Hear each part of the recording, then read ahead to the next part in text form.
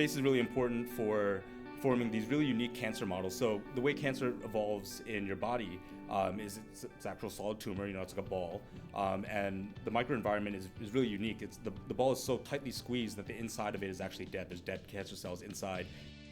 Good morning, good afternoon, and good evening, whenever you may be listening. I'm Nate Benson, Digital Media Manager at 43 North, the $5 million business startup competition in Buffalo, New York, and this is our podcast, Latitude. Thank you so much for listening on Apple Podcasts, Podbean, Google Play, or any of the other platforms this podcast is on, which is most of them. We're on most of the platforms. We've got a great show for you this week. We're talking with Saurav Sinha, the co-founder of the 2016 43 North winning company Oncolinks, about their cancer treatment startup.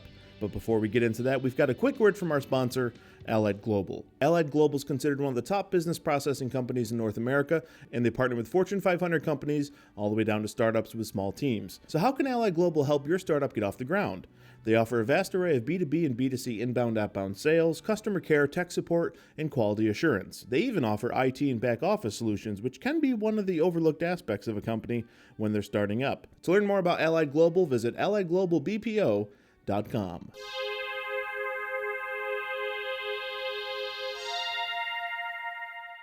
Captain's Log, Stardate, June 16th, Space, the vast dark.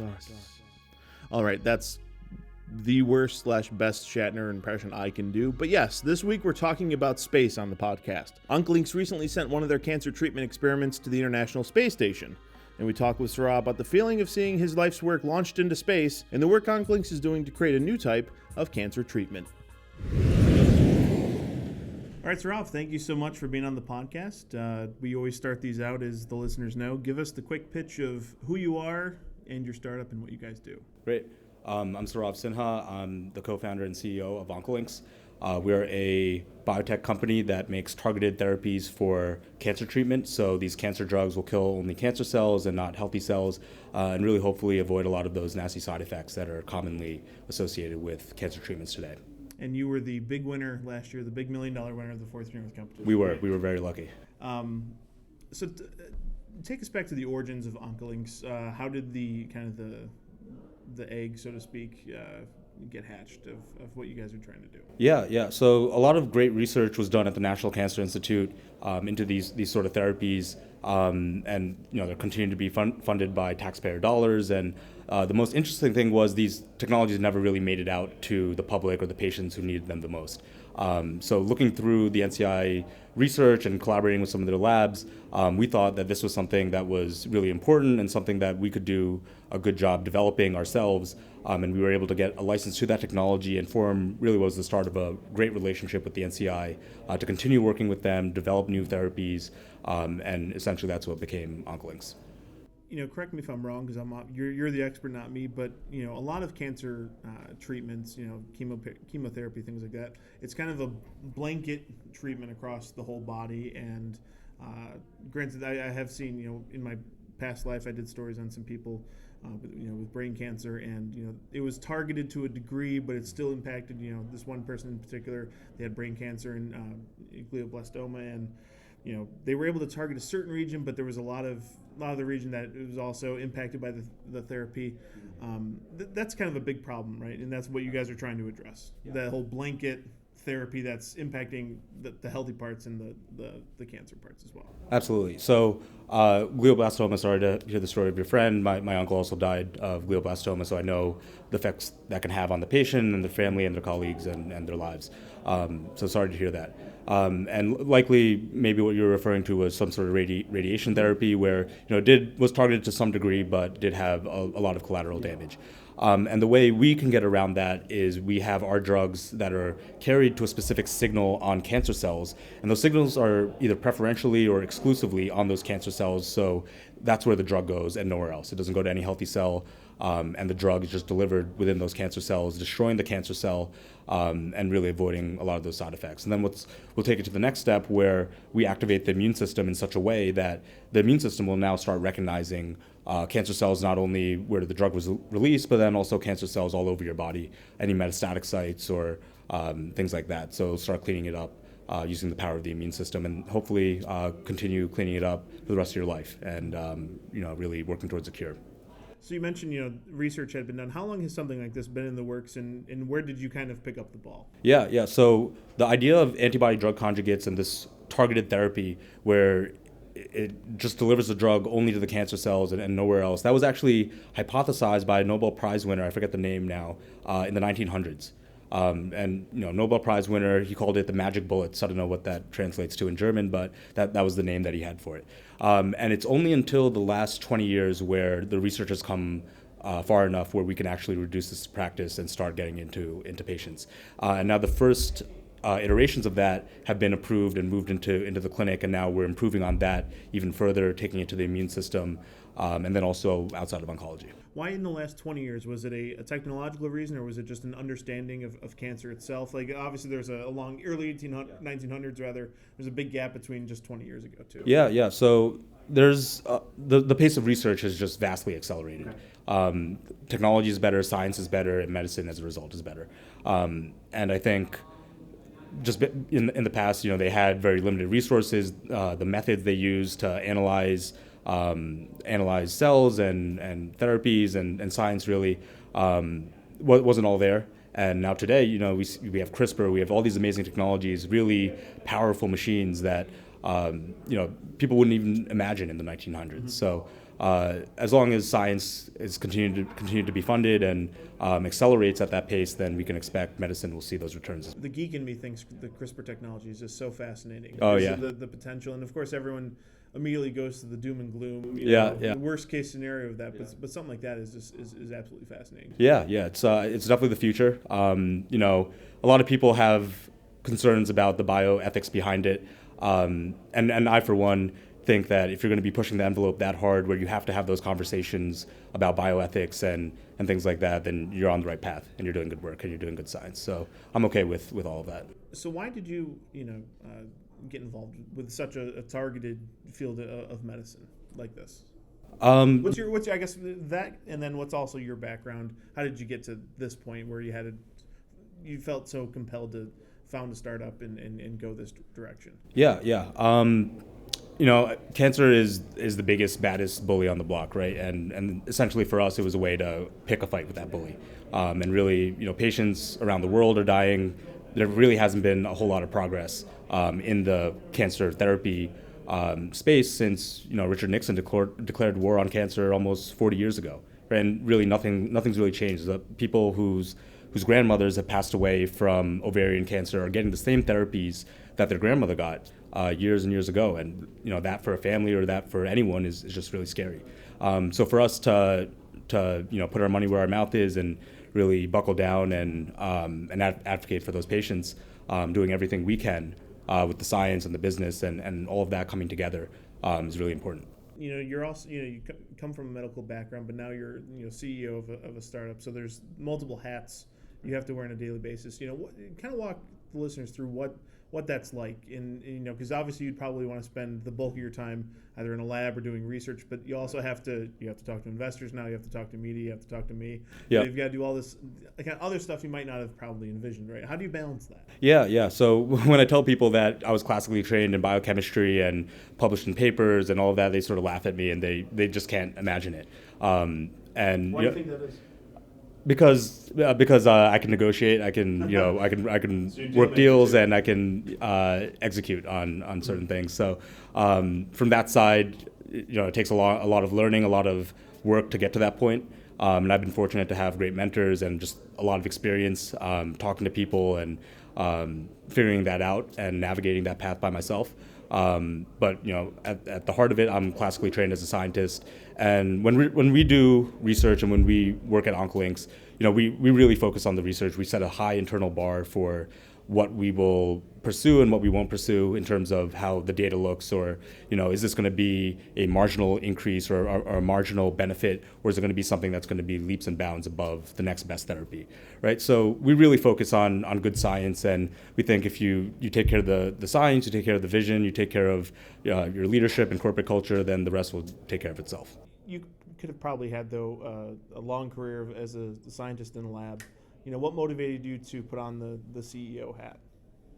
Yeah, I guess it was the fact that going through the process, doing all the research, all the hard work, and seeing that publication come out in a really top tier journal, it took me 5 or 6 years to publish in Cell, which turned out to be a great paper, and then it was sort of on to the next one, and then I was sort of stuck wondering, but wait, we just invented this, it has to get out. Like, now we're not just going to jump to another project, right?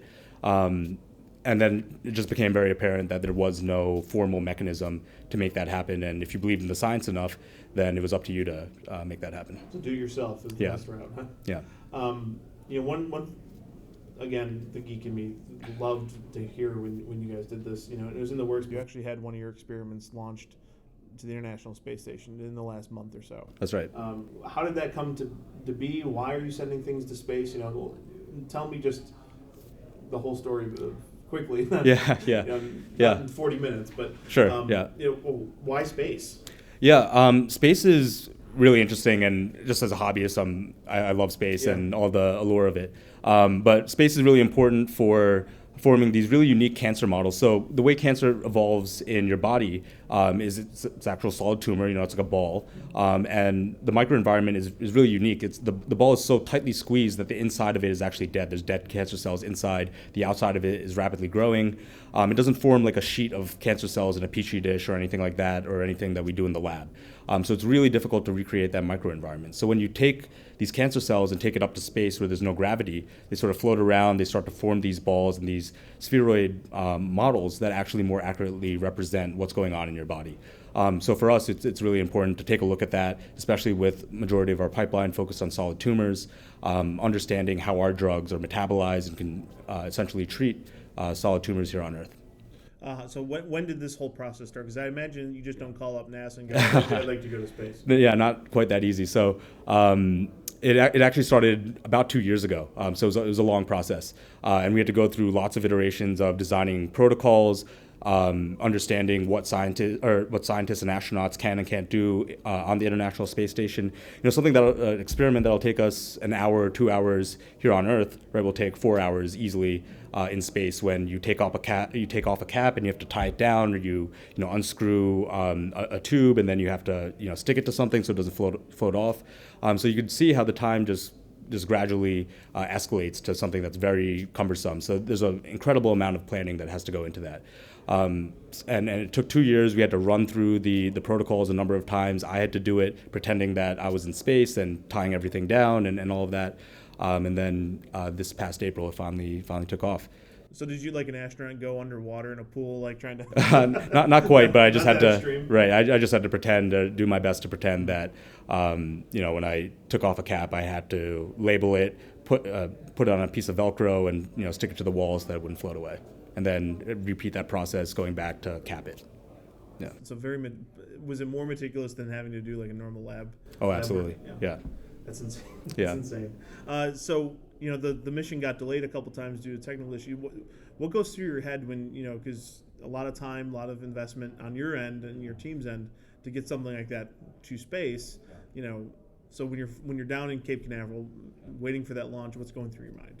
Yeah, it got canceled so many times, and these launches can be pushed back for a variety of reasons, whether it's cloud cover or rain or some guy in his fishing boat in the wrong place at Cape Canaveral. So it did get pushed back a few times, and almost to the point where I wasn't even sure that I was there at Cape Canaveral and watching the rocket getting ready to take off. I wasn't sure if it was actually going to take off or just be canceled with us right there in front of it. But yeah, it was really good to see that the United Launch Alliance team, the NASA team, the CASIS team, and the Oncolings team all coming together, working really hard and really persevering to make that happen.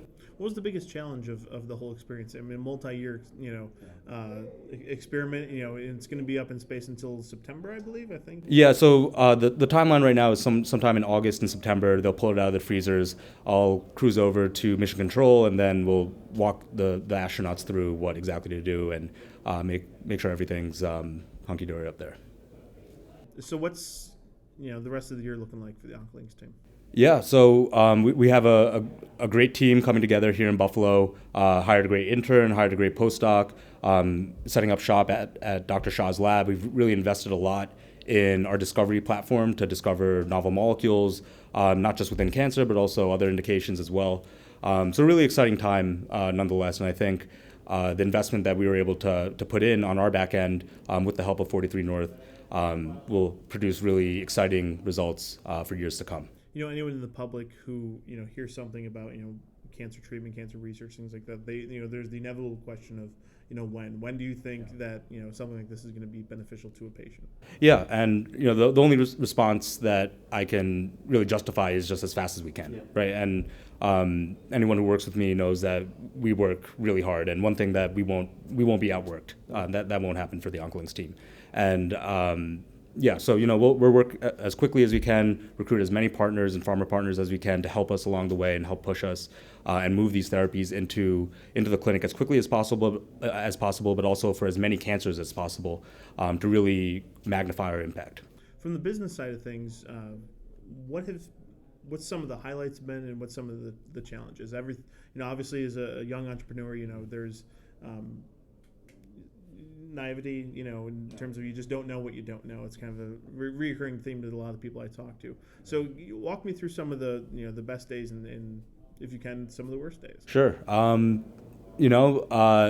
Our therapies don't work for all cancers, or the experiments don't work for a certain type of cancer, or it's just not done properly, and then that sets us back either a couple of weeks, couple of months, something like that. Those are obviously the low days, but knowing that at the end of the day that we have data that's really really great, that we can put it up there with any pharma company, any doctor, or any oncologist, knowing that we have something here that works and that it's really going to change the state of and the course of cancer therapy, really keeps us going and gets us through those hard times to just push even harder. Some of the highs, I guess, would be things like the rocket launch, getting the funding from the 43 North, getting that endorsement from the city of Buffalo. Those have been really important highs for us. Really, not just validating our vision and also all the work that we've done, but also propelling us into the future. So I think that's been really, really great of Buffalo. How's the support been, when people hear about what you're trying to do here in Buffalo? It's been great. And I don't think there hasn't been a door that hasn't been open for me. Everyone is reaching into their contacts, or calling a friend, or sending an email, trying to help me in any way that they can. I think that's really unique to the city of Buffalo. I don't know if that would necessarily happen anywhere else in the world. Wrapping things up, we just finished the application process for 43 North, year 4. So the next step, as you remember, it's whittling things down to the semifinalists. What advice do you have for those who might get called, who might listen to this and might get called up to have to start getting their pitches together? Because you've done a lot of pitches. By the end of that 43 North week, I think I could have done your pitch. Not maybe as eloquent, but I knew the bullet points. Yeah. Let's see. This is a little tricky. So this is a little while ago. It's just trust yourself, trust all the work that you've done, trust your vision, and just know that it'll be okay. So whatever's going to happen is going to happen. How much prep went into getting things ready for your 43 North pitch? Probably a little less than we should have, but we've been pitching so long, working with this, living, breathing, sleeping it. We knew it in and out. So we were able to fortunately do pretty well with it. As I mentioned earlier, you won the $1 million. That being said, what do you think went into that winning pitch? Well, obviously there's the idea of what you guys are trying to do, and it's very certainly appealing to with all the cancer research here in Western New York. But what do you think it was about your pitch that set everything apart? Yeah, I think one of the feedback from some of the feedback from the judges there was, number one, they were able to recognize the enormous impact that we could have, and then number two, we weren't sort of wet behind the ears or naive in saying that science will just develop itself. We were crisp on the business side. We knew all the ins and outs. We knew how to answer all their questions. They threw a lot of curveballs at us, and they tried to trip us up, but it didn't work. So at the end of the day, they had to give us the top prize there. It's funny, internally, when we see some of the companies come through and you say, oh my God, that's a fantastic idea. It's incredible. It's going to change everything. And then, one question in front of a judge, and depending on how that answer goes, it's like, oh, well, it's not going to work out whatsoever. Did you ever experience that, in all these, obviously not the 43 North pitch because you guys won, but, looking back at that first pitch you had to do, was it like, compared to now, was it like just a total dumpster fire? Yeah, yeah, yeah, a little bit. Yeah, definitely. So, we saw those curveballs coming. We've been through the ringer enough to know what to expect. There's some things that we haven't seen before, but the level of competition was so high that if you did trip up on one of them, that's all you had, right? That's all it took to ding you a little bit. But fortunately, we knew everything. We were able to think through complex questions and scenarios and come up with thoughtful answers. So we were able to do really well with that. So if people want to learn more about OncoLinks, what can they do? And Sure. how can the public get involved with what you're trying to do? Sure. Check out oncolinks.com, oncolinx.com. There's an info button there. It talks about what some of our partners are doing, some of the cancers we're looking at, the unique attributes of our therapies that we're developing. And then if you'd like to drop me a line, there's an info button there that'll send you to an email address where you can get in touch with me. All right. Thank you so much for joining us on the podcast this week, and we'll check in with you again towards the end of the year and see how things are going. Great. Thank you. Thank you. Appreciate it. I want to thank Saurav for joining me on the podcast this week. If you'd like to learn more about OncoLinks, you can visit oncolinks.com. That's oncolinx.com. All right, a little house cleaning. We've actually got some good news. We've started a weekly vlog series on the 43 North YouTube channel. We call it 43 Forward, and the whole purpose is to highlight not only things going on here at 43 North, but the whole Buffalo startup ecosystem. We've already got 2 episodes online, and be sure to subscribe to the 43 North YouTube channel so you don't miss out on any future episodes. We've got some great episodes of the podcast in the coming weeks, including a chat with venture capitalists, some of our interns, and a Rwandan immigrant who started a refugee-focused newspaper. They come here, they struggle, and there's a lot of opportunities in this country that they should be using to survive. And that's why I created Caribou News in 2015. I want to thank you again for listening and subscribing to this podcast. Please leave a review on iTunes. We certainly would appreciate it. I'll take 3 stars, 4 stars. If you feel generous, 5 stars is just great as well. We also, if you want to contact anyone working on the podcast, which by that I mean me, Nate Benson, just email us podcast@43north.org. So feel free to send me all the wonderful things you have to say about this podcast. And if you have anything negative to say, well, it's my birthday in a week, so please wait. Thanks again for listening. I'm Nate Benson, and we'll see you at the next one.